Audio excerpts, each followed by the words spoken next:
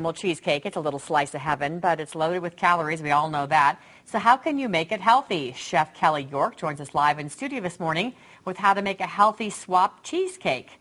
Good morning. Good morning, Angie. Yes, we took a New York style cheesecake and healthy swapped it down so that it would be lower in calories, fat, cholesterol, and sodium. It's bumped up a little bit on protein and dietary fiber. And you cut the calories by about 40% and the fat by about 60, so that's pretty good. Yeah, but we could have cut it more, but we want to keep the integrity of that nice, rich, buttery flavor and the texture. So good. Tom will appreciate that. Yes, healthy doesn't mean that you have to go to chemicals and artificial sweeteners and things.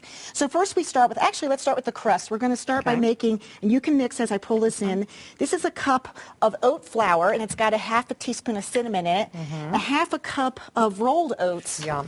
a half a cup of, this is almond meal. Oh, I use that a lot for cooking. And then we're going to add, we cut the sugar back by, oh gosh, almost double. But what we did is we also cut the sugar amount with half of stevia. Okay. So the stevia is 1/4 a cup, and the sugar is 1/4 a cup.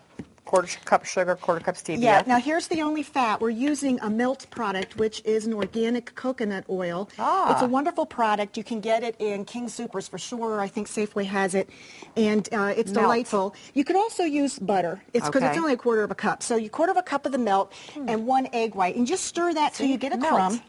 All right. And what was that? That was 1 egg white. Okay. Or 1/8 a cup. Then you mix that up till it comes into a dough.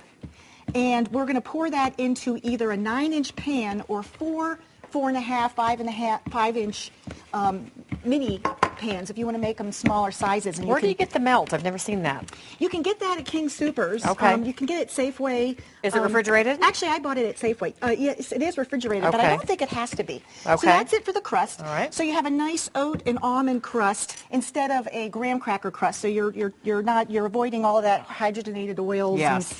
Yeah. So now we're going to make the filling, and the filling is we're going to take dry curd cottage cheese, which you okay. Yes, which you get at King Soopers is where I got that, and 8 ounces of Nutrichel, which is a 1/3 less cream cheese. Don't use the non-fat. I mean, you could if you really want to cut it down, but it's going to taste like chemicals, and it just doesn't taste the same. Yeah, so the Nutrichel really cuts back a little bit, but also gives you the flavor. There's also 5 ounces of Greek yogurt, and then here's the kicker. It's 5 ounces of mozzarella cheese. We played around with a lot of different kinds of cheeses, and the mozzarella just gave the roundness and the texture versus using more cream cheese. So you put that into a blender or a food processor. And the sweetener? Yeah, and this is, again, 5/8 a cup of sugar and 5/8 a cup of stevia. Okay. Then 1 cup of eggs. And that's the egg white product? Yes, this is egg beaters. You could use real eggs, but if you want to cut the cholesterol, use the egg beaters. And then 3/8 a cup of buttermilk and 4 teaspoons of vanilla. And that is it. Vanilla. You're going to beat that until it's nice and smooth, and this is going to make a little noise here. You pour that into your crust. The crust is baked at 325 for about 15 minutes till it starts to puff. So you do that first? You do that first. Okay. Then when you get your filling nice and smooth, you pour that into the pan.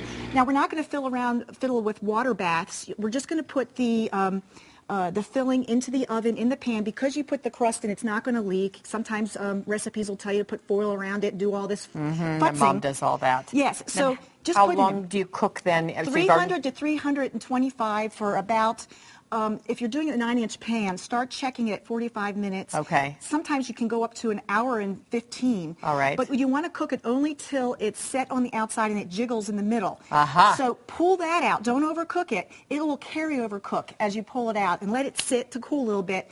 Then put it in your refrigerator for about 4 to 6 hours, or overnight is best. Okay. Well, we'll have the recipe on the website if people have questions. And if you have questions about how to make your foods healthier, you can give the kitchen hotline a call today between noon and 4 p.m. That number is 877-773-8485, and we'll have more information on our website as well. Thanks, Kelly. I can't wait to try it. Yep. Enjoy. All right, Father's Day almost here. And if you haven't found Dad